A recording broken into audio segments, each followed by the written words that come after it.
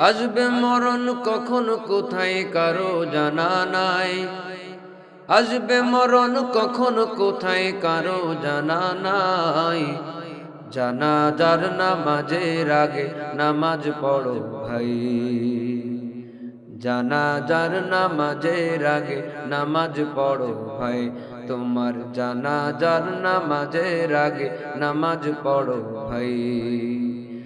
রুকুকারীর সাথে আল্লাহ রুকু করতে বলে, তুমি কেন কাজে বিমূঢ় বলো না তাহলে। রুকুকারীর সাথে আল্লাহ রুকু করতে বলে, তুমি কেন কাজে বিভোর বলো না তাহলে। দিলটা ডুবাও তিলাওয়াতে নেকি আয়াতে আয়াতে, দিলটা ডুবাও তিলাওয়াতে নেকি আয়াতে আয়াতে। কথা বলো রবের সাথে নামাজে দাঁড়ায়, তোমার জানাজার নামাজের আগে নামাজ পড়ো ভাই, জানাজার নামাজের আগে নামাজ পড়ো ভাই, তোমার জানাজার নামাজের আগে নামাজ পড়ো ভাই। মুমিন হলো তারাও ভাই যারা নামাজ পড়ে, অবিশ্বাসী বান্দা যারা থাকে দূরে সরে। মুমিন হলো তারাও ভাই যারা নামাজ পড়ে, অবিশ্বাসী বান্দা যারা থাকে দূরে সরে। ব্যস্ততা ও কাজের মাঝে দাঁড়াও নামাজে নামাজে, ব্যস্ততা ও কাজের মাঝে দাঁড়াও নামাজে নামাজে। নামাজকে তাই এই সমাজে কায়েম করা চাই, তোমার জানাজার নামাজের আগে নামাজ পড়ো ভাই। আসবে মরণ কখন কোথায় কারো জানা নাই, আসবে মরণ কখন কোথায় কারো জানা নাই। জানাজার নামাজের আগে নামাজ পড়ো ভাই, তোমার জানাজার নামাজের আগে নামাজ পড়ো ভাই, তোমার জানাজার নামাজের আগে নামাজ পড়ো ভাই। বলেন হিজবুল্লাহ মানে কার দল? আরো জোরে বলেন।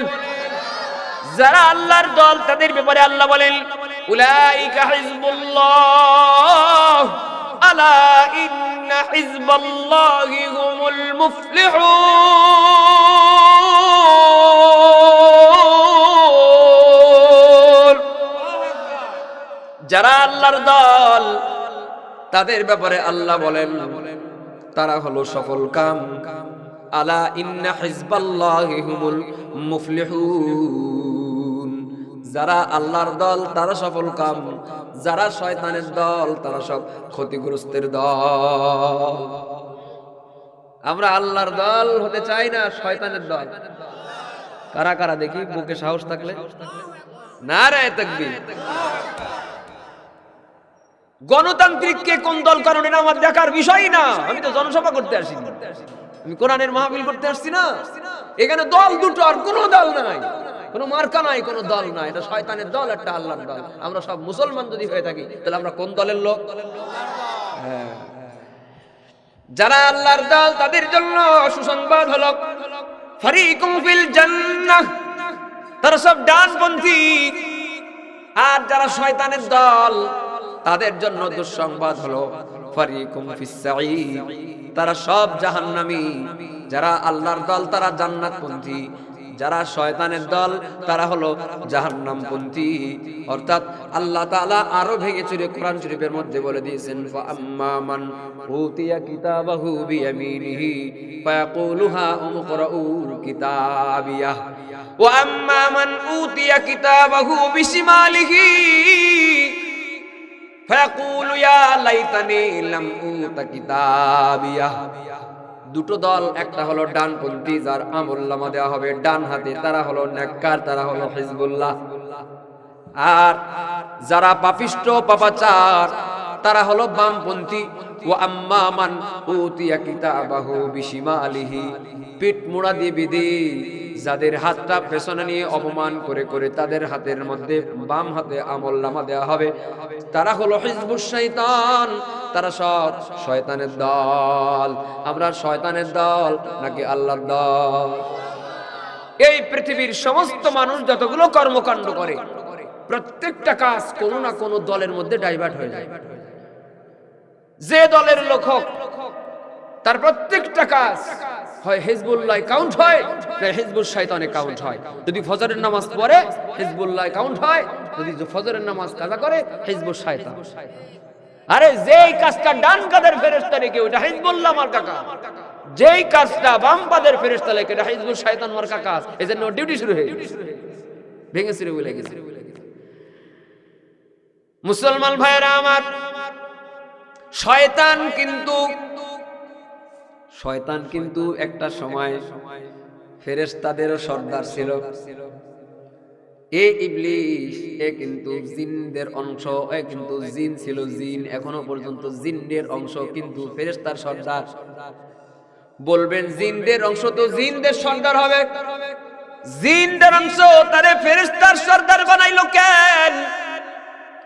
আরে আযাযিল যার বর্তমান নাম ইবলিস, এত এলেম আর হেলেম ছিল, এত আবেদ ছিল এবং এত এলেমের অংশীদার অধিকারী সে ছিল যে এলেমের কারণে আল্লাহ তাআলা প্রমোশন দিয়া ফেরেশতা না হওয়া সত্ত্বেও তারে রইসুল মালাইকা উপাধি দিয়া ফেরেশতাদের সর্দার বানায় দিয়েছিল।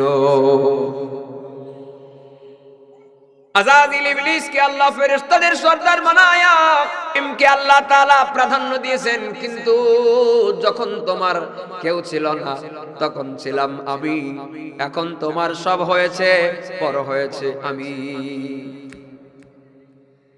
যখন কোনো মর্যাদাই ছিল না ইবলিসের, তখন বিশাল ইবাদত বন্দেগী করেছে। আর যখন ইবলিসের আল্লাহ তাআলা মর্যাদা দিয়েছে, এখন ইবলিস বলে মুই কি হনু রে, মুই বিশাল কিছু। কেমনে? আল্লাহ ইবলিসকে বললেন উসজুদু লি আদম, আদমকে সেজদা করো। বলেন আমাদের বর্তমান শরীয়তে কোন মানুষকে সেজদা করা বৈধ? মাজারে সেজদা করা? বলেন সব সময়কার শরীয়ত একরকম না, এটা হলো প্রথম কথা। দ্বিতীয় কথা হলো আমরা মূলত কালো গিলাফ দ্বারা ঢাকা যেই কাবা, আল্লাহ আমারে 2 মাস আগে নিয়েছিল, সরাসরি কাবার গিলাফ ধরে 3 ঘন্টা ছিলাম আলহামদুলিল্লাহ হাতিমে কাবার ভেতরে, আল্লাহ তাআলা নিয়েছে। এই যে কালো গিলাফ দ্বারা কাবা, আমরা তো ওই দিকেই সেজদা করি, ঠিক কি না? কিন্তু কাবাকে সেজদা করি না, আমরা আল্লাহকে সেজদা করি। কথার কি বুঝতেছেন? আমরা মূলত আল্লাহকে সেজদা করি। ওই কালো গিলাফের কোনো মূল্য ছিল না যদি আল্লাহ তাকে মূল্যবান না বানাইতো, কারণ আল্লাহ নিরাকার। এই জন্য আল্লাহকে সেজদা করার জন্য আল্লাহ তাআলা অবলম্বন হিসেবে কাবা আমাদের মাঝে হযরত ইব্রাহিম খলিলুল্লাহর মাধ্যমে, মুসলিম জাতির পিতার মাধ্যমে একটা ঘর পৃথিবীর মাঝখানে, পৃথিবীর প্রথম ঘর আল্লাহ তাআলা নবীর মাধ্যমে নির্মাণ করে দিয়েছেন। আল্লাহ বলেন এটা আমার ঘর, বাইতুল্লাহ মানে এটা আমার ঘর। আল্লাহু আকবার বলেন। যারা আল্লাহর এই ঘরের দিকে সেজদা করবে, সেজদাটা আল্লাহ পর্যন্ত পৌঁছাবে। বলেন আমরা ঘরকে সেজদা করি না আল্লাহকে? আমরা কি মোবাইলের সাথে কথা কই? মোবাইলের কল ডায়াল করি, যার নাম্বার ডায়াল করি, ব্যক্তির সঙ্গে কথা বলি, মাধ্যম হলো মোবাইল। মোবাইলের সঙ্গে কথা বললে মোবাইল কানে লাগায়া কথা বলি, মানে মোবাইলে কথা কই না। মোবাইলে কথা বলার সময় বিদেশ থেকে বাড়ি তার বাচ্চার সাথে কথা কয়, বাচ্চারে চুমা দিতে মনে চায় তো মোবাইলেই চুমা দেয়, মোবাইলে চুমা দেয় নাই তো বাচ্চাকে দিয়েছে, কথা মোবাইলের সাথে কয় নাই তো মোবাইল মাধ্যম মানুষের সঙ্গে কথা বলেছে। কথা বলেন ঠিক কিনা? ওরকম ভাবে আমরা যারা কাবাকে সেজদা করি, কাবাকে সেজদা করি না, আসলে হাকিকতে আমরা কাকে সেজদা করি? আরো জোরে বলেন, একবার বলেন তো আল্লাহু আকবার, বলেন সুবহানাল্লাহ, আলহামদুলিল্লাহ, ওয়ালা ইলাহা ইল্লাল্লাহু, আল্লাহু আকবার। আবার বলেন আমরা কাকে সেজদা করি? আল্লাহ বাদে কাউকে সেজদা করা কি জায়েজ? কোন পীরকে সেজদা করা জায়েজ, কোন মাজারকে সেজদা করা জায়েজ, কোন মানুষের কাছে কোনো কিছু চাওয়া কি ইমানদারের কাজ হতে পারে?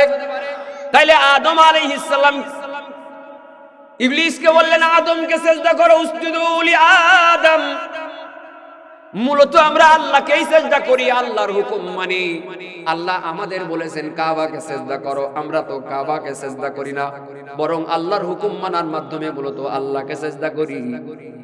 ইবলিসকে যেহেতু আল্লাহ বলছেন উসজুদু লি আদম, আদমকে সেজদা করো, এখানে আদমকে সেজদা করা মানে এই সেজদাটা আল্লাহকে সেজদা করা হইতো, কারণ আদেশ দিয়েছেন আল্লাহ।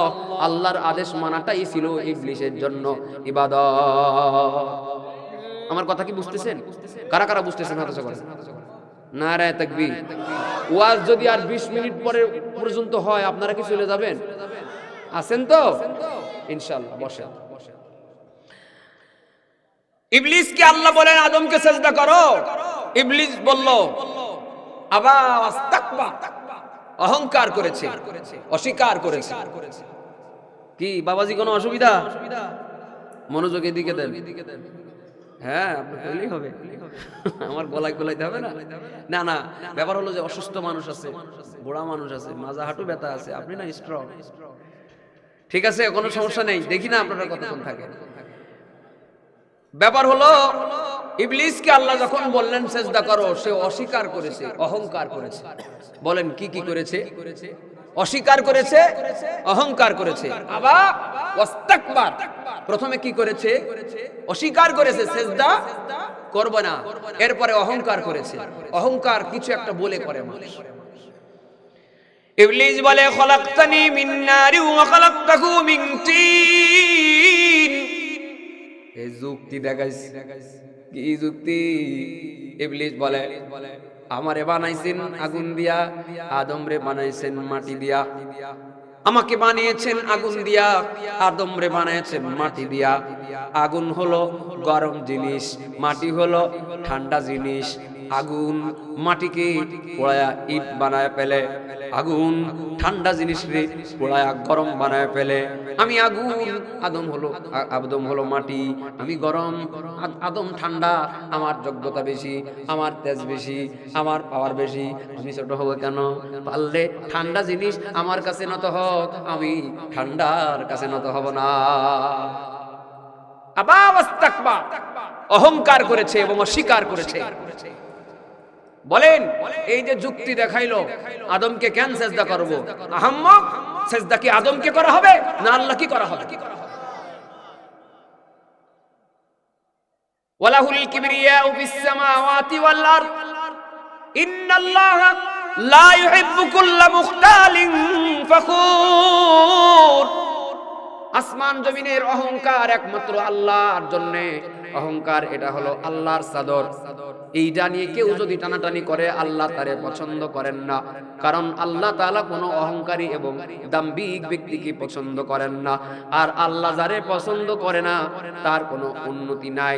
সে তার চেয়ারও ধরে রাখতে পারবে না, সে তার উন্নতিও ধরে রাখতে পারবে না, সে তার অগ্রগতিও ধরে রাখতে পারবে না, কোনো কাজ তার ভালো হবে না। Demotion demotion demotion. আল্লাহ যারে পছন্দ করে নাই তার কপাল পড়ে সারখার হয়ে যাবে। কথা কি ঠিক আছে? একজনে বাংলাদেশে বলছিল আমার মিশন 41। হ্যাঁ, একজনে বাংলাদেশে বলছিল আমি 41 সাল পর্যন্ত বাংলাদেশে থাকবো, দেখে আমারে ঠেকা। আল্লাহ বলছেন মিশন 24, তুমি 24 সাল পর্যন্ত থাকবা। ওয়ামাকারু ওয়ামাকারাল্লাহ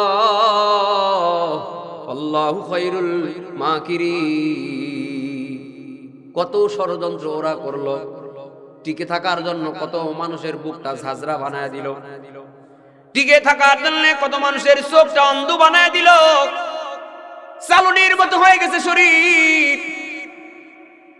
আবু সাইদ বুলেটের সামনে বুক পেতে দিয়ে ভেবেছে আমার টাকার পুলিশ আমারে নিশ্চয় গুলি করবে না, বরং মায়ায় সে গুলি ফেরত নিবে। তাই হয়তো আত্মবিশ্বাস নিয়ে সে বুলেটের সামনে বুক টান করে দিয়ে দুইটা হাত নিয়েছিল। কিন্তু আবু সাইদ কোনদিন তো বুঝতে পারে নাই যে আমার গোলামেরা, আমার চাকরেরা আমার বুকে গুলি করবে। স্বৈরাচার তার 41 মিশন 41 বাস্তবায়নের জন্য কত মেহনত করলো, কত পশুর মতো আচরণ করলো, কত মানুষরে আয়না ঘরের মধ্যে নিয়ে মারলো, 5000-এর উপরে মানুষদেরকে বিচার বহির্ভূত হত্যাকাণ্ড ঘটিয়েছে, কত আলেমদেরকে ফাঁসির কাস্টে ঝুলিয়েছে, কত আলেমদের নামে ডিবি হারুনকে দেয়া মিথ্যা, কত আলেমদেরকে ডিবি হারুনকে দিয়া মিথ্যা নাটক বানাইছে, ধর্ষণের কারগুজারি তৈরি করেছে, নাটকের স্ক্রিপ্ট বানাইছে।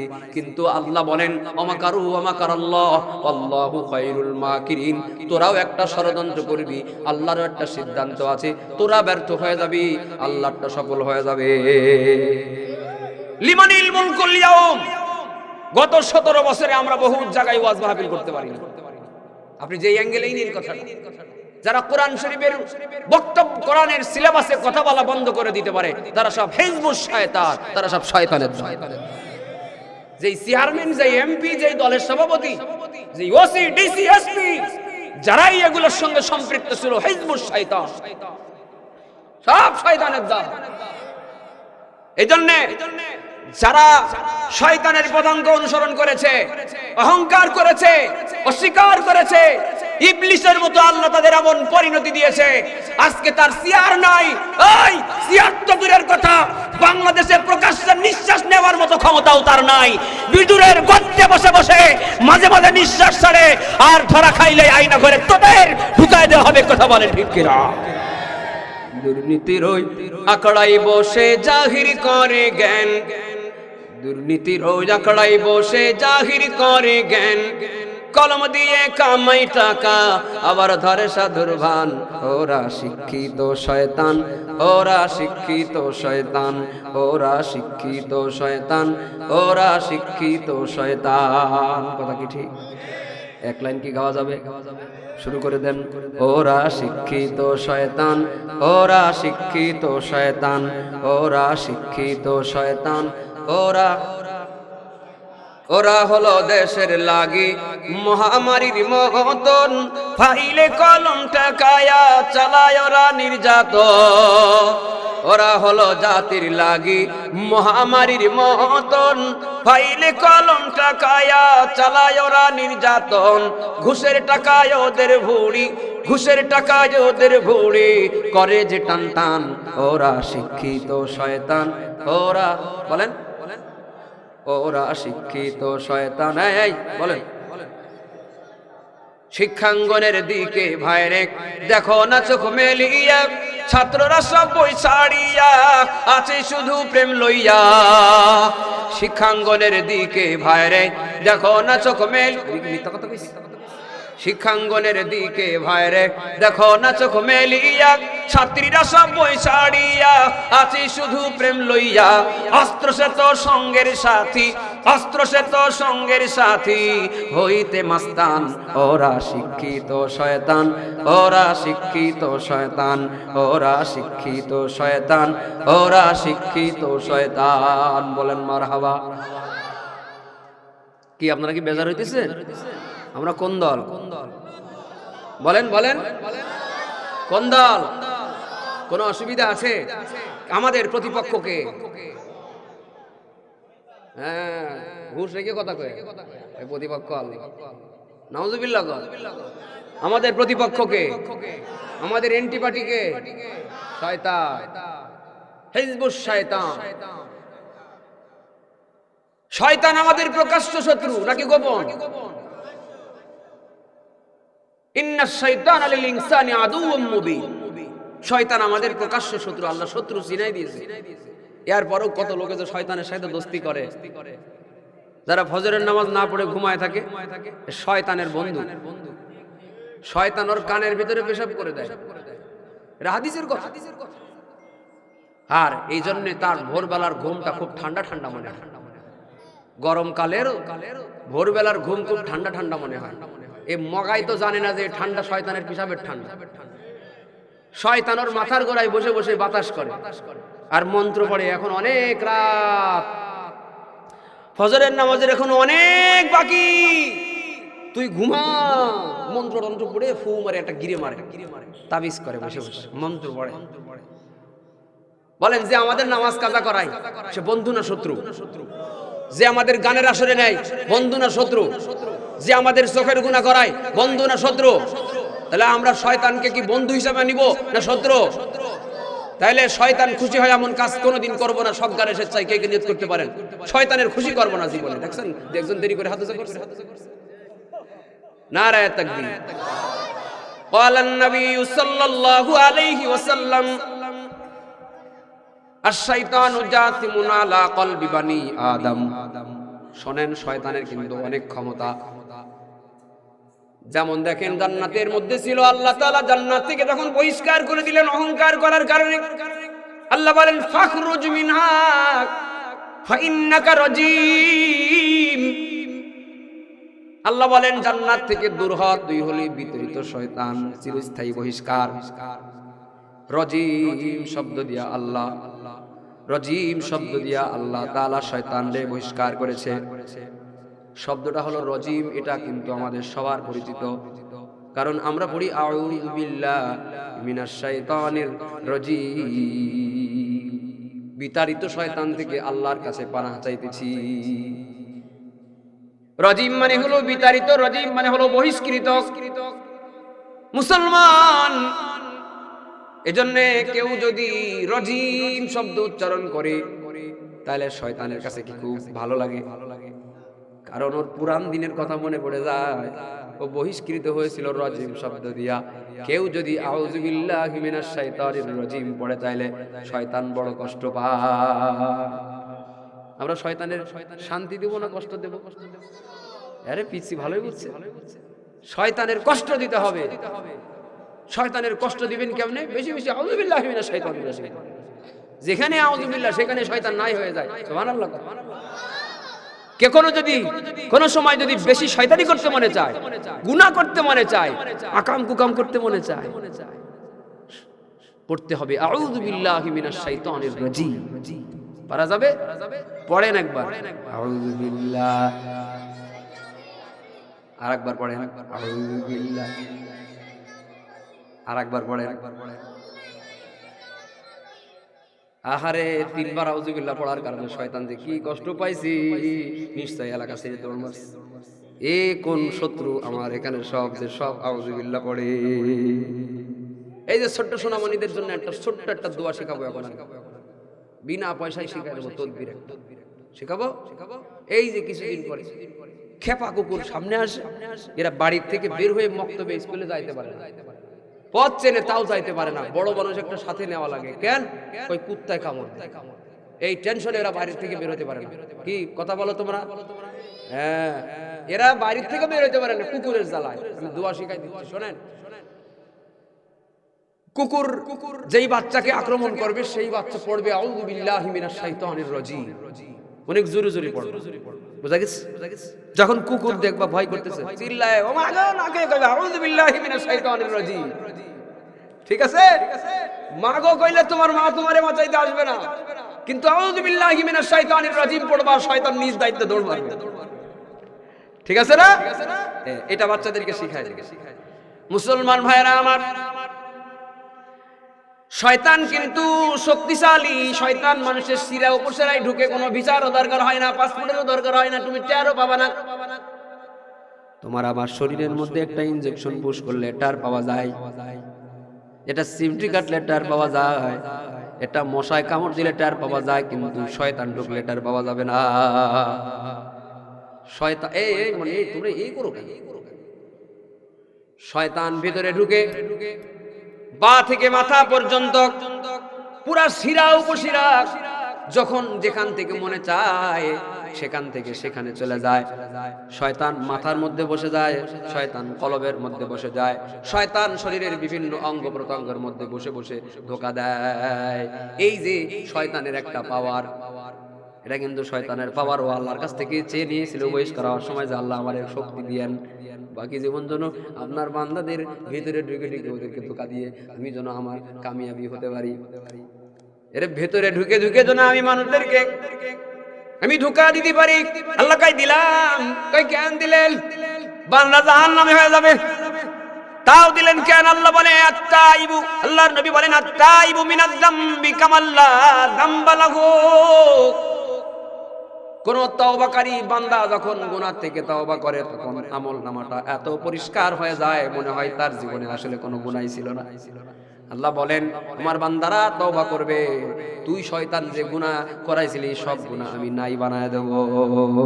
সুবহানাল্লাহ, তো জোরে কন্না সুবহানাল্লাহ। আসলে কিন্তু শয়তানের শক্তি একেবারে কম না। যে আপনার শরীরের মধ্যে ঢুকে যাবে আপনি টেরও পাবেন না, তার শক্তি তো একেবারে কম না। কিন্তু বলেন শয়তানের শক্তি বেশি না মানুষের শক্তি বেশি? কেমনে? আপনি কি শয়তানের ভিতরে ঢুকতে পারবেন? এই চুপ করো, ওই পর্যন্তই কও। ওদের এতক্ষণ হিসাব অনুযায়ী ঠিক আছে, যে শয়তানেরই তো শক্তি, ও মানুষের ভিতরে ঢুকে যাচ্ছে, কোনো ভিসা লাগে না, টেরও পায় না, সিমটি কাটার মতো ব্যথাও লাগে না, কখন ঢুকে গেল টেরও পেলাম না। আমার অন্তর ও কন্ট্রোল করে। হায় হায়, আপনি রিমোট দিয়ে টিভি কন্ট্রোল করেন আর ও আপনার ভিতরে বসে বসে আপনার অন্তর কন্ট্রোল করে, আপনার মাথা কন্ট্রোল করে। কি পাওয়ার রে ও! আসলে ওর পাওয়ার বেশি না আমাদের পাওয়ার বেশি। একটা প্রমাণের দরকার আছে, আছে কিনা বলে? দেখেন একটা উদাহরণ। আল্লাহর নবী একদিন রাস্তা দিয়ে হেঁটে যাচ্ছেন, শয়তান অপোজিট সাইড দিকে আসতেছে, হুতোষে দৌড়ে দৌড়ে আসছে। নবী বললেন এই শয়তানে দাঁড়া। কয় কোথা থেকে আসলি, কি আকাম করে আসছিস, সত্যি করে দৌড়াইতেছিস? দুষ্টু মানুষ দৌড়ে আসতেছে মানে কিন্তু কোনো ঝামেলা করে আসছে, ঠিক কিনা? আল্লাহর নবী বলেন শয়তান তুই কোথা থেকে আসতেছিস বল। কয় আল্লাহর কসম আমি কোনো অন্যায় করে আসিনি। কয় দৌড়ালি কেন? কয় ওই রাস্তা দিয়ে আমি যাইতেছি আর আমি দেখছি ওই রাস্তা দিয়ে ওমর আসতেছি, ওমরের দিকে ভয়তে আমি কেসে দৌড় মারছি।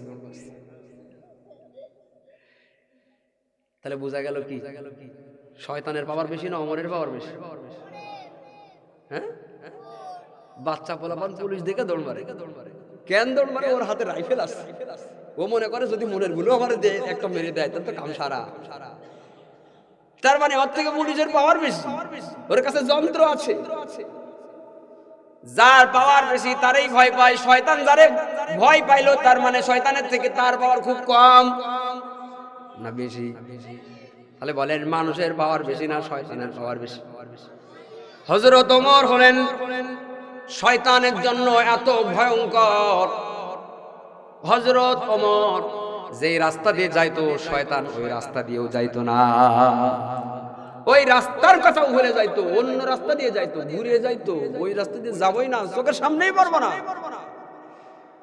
কারণ চোরের মন কি কি কইল না যে চোরের মন কি জানে ওমর কি মন্ত্র পড়ে দেবে এক ফুক। শয়তান আমি কোথায় চলে যাবো বলতে পাওয়ার কমে যায়, কোন শয়তানি বন্ধ হয়ে যায় ঠিক নাই। এই জন্য ওমরের সামনেও শয়তান যাইতে ভয় পাইতো। এবার বলেন মানুষের পাওয়ার বেশি শয়তানের পাওয়ার বেশি? মানুষের পাওয়ার যদি বেশি না, শয়তানের পাওয়ার যদি বেশি না হইতো তাইলে শয়তান মানুষের কলবের মধ্যে যাইতো কেমন? তাহলে আমি নিজেই পেঁচ লাগাই দিলাম না? হ্যাঁ, এটা নিজেই পেঁচ লাগাই দিলাম। পেঁচ খোলার দরকার আছে। কিছু কিছু মানুষের পাওয়ার বেশি, কিছু কিছু শয়তানের পাওয়ার বেশি। শয়তানের একটা পাওয়ার আছে, কিন্তু মানুষ যদি চায় মানুষ নিজের মর্যাদাকে উচ্চ মাকামে নিতে পারে। মানুষ তার মর্যাদা যদি উঁচু জায়গায় নিয়ে যায়, এই বাংলাদেশের কত আলেম আছে, কত বুজুর্গ আছে যার চোখে ধুলা দিয়ে শয়তান ধোঁকাবাজি করতে চায় কিন্তু পারে না, ঠকে যায়। যেমন আল্লাহর একজন বান্দা বাড়ি থেকে বের হইছে, মসজিদে যাবে নামাজ আদায় করতে। আলেম ফজলুল আলিমি আলা আবিদি কা ফজলি আলা আদনাকুম ফাকিহুন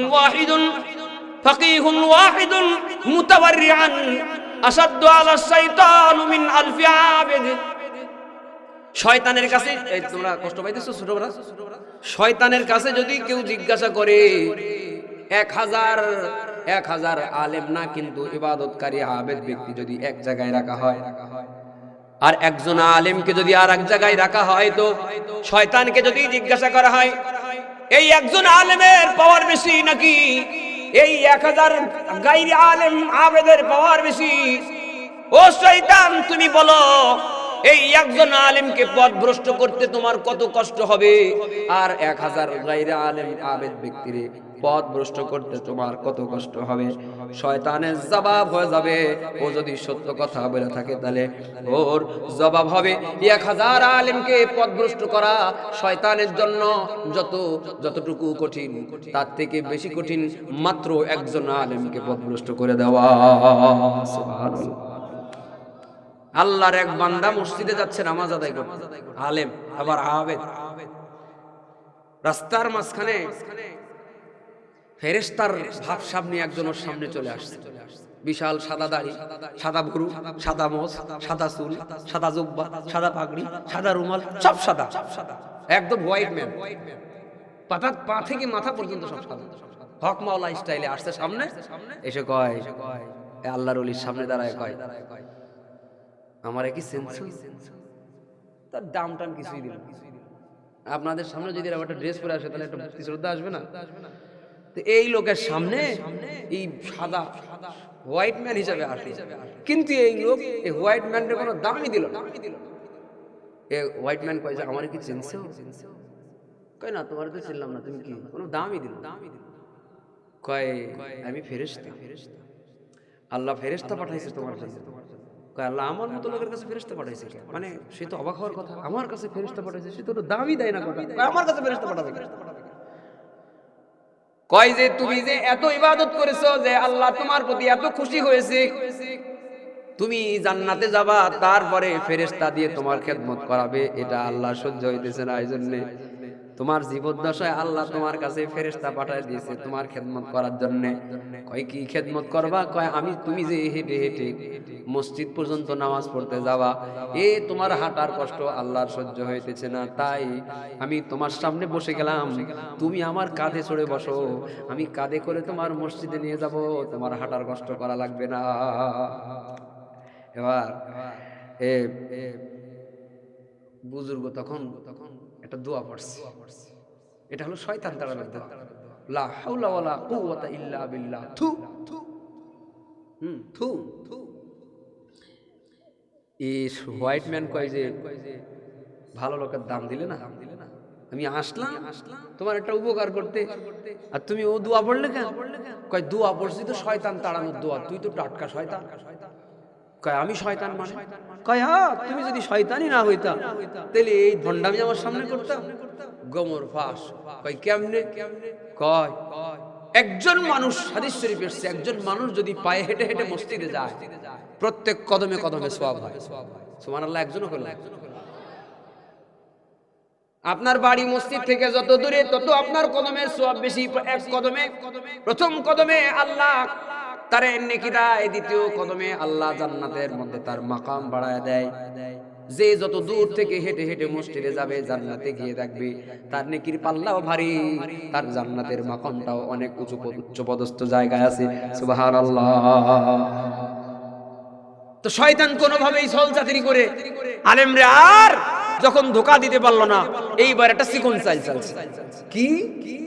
তো শয়তান তখন বলে, আলেম তুমি তোমার এলেমের কারণে আজকে বেঁচে গেলে, নাই তো তোমার এমন মোড়াদে ধরছিলাম সাইজ হয়ে যাইতে, তোমার আজকে বেঈমান বানায় ফেলছিলাম, কিন্তু তুমি সাইজ হয়ে গেলে, তুমি তোমার এলেমের কারণে বেঁচে গেলে। আলেম কয় লা হাওলা ওয়ালা কুওয়াতা ইল্লা বিল্লাহ। থু। কয় আবার কি করলাম? কয় তো আসল চাইল্ডাই বার চাইছে শয়তান। কয় কি? কয় আহাম্মা আমার এলেম আমারে বাঁচাই নাই, তুমি যে বললা আমার এলেমের কারণে আমি বেঁচেছি, এই কথা বিশ্বাস করলে আমার ঈমান চলে যেতে পারে। আমার এলেম আমারে বাঁচাই নাই, আমার আল্লাহ আমারে বাঁচিয়েছে। আল্লাহু আকবার। ফাকিহুন ওয়াহিদুন মুতাওয়ারিআন আসাদ্দু আলা শাইতান মিন আলফি আবিদ ফজলুল আলিমি আলা আবিদি কাফজলি আলা আদনাকুম।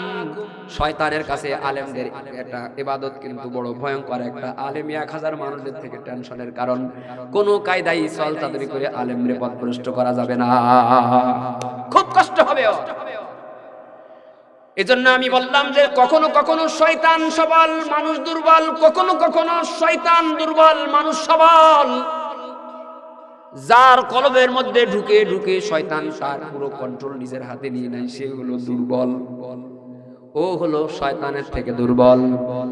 আর কেউ যদি এমন ইমানদার হয় যে তারে ছল চাতুরি করে টোপ দিবে, অফার দিবে, কিন্তু সেই টোপে পা দেয় না, বরং বুঝে ফেলে এটা শয়তান, এ হলো হিজবুশ শাইতান। আলা ইন্না হিজবাশ শাইতানি হুমুল খাসিরুন। এই শয়তানের দলে দলমুক্ত হওয়া যাবে না। তো শয়তান তারে ছলচাতুরি করে তার ভিতরে ঢুকতে পারে নাই। এই লোকটাও কিন্তু দামি, এই লোকটাও শয়তানের থেকে বহুত দামি। আবার কিছু কিছু আল্লাহর বান্দা এমন আছে যারা শয়তানের থেকে বেশি পাওয়ার রাখে, তাই না বরং শয়তানের দড়ি দিয়ে বেঁধে ফেলে। আল্লাহু আকবার বলেন। শয়তানের দড়ি দিয়ে বেঁধে ফেলে। যেই লোকটা শয়তানের দড়ি দিয়ে বাঁধতে পারে সে আবার কোন পর্যায়ের শক্তিমান।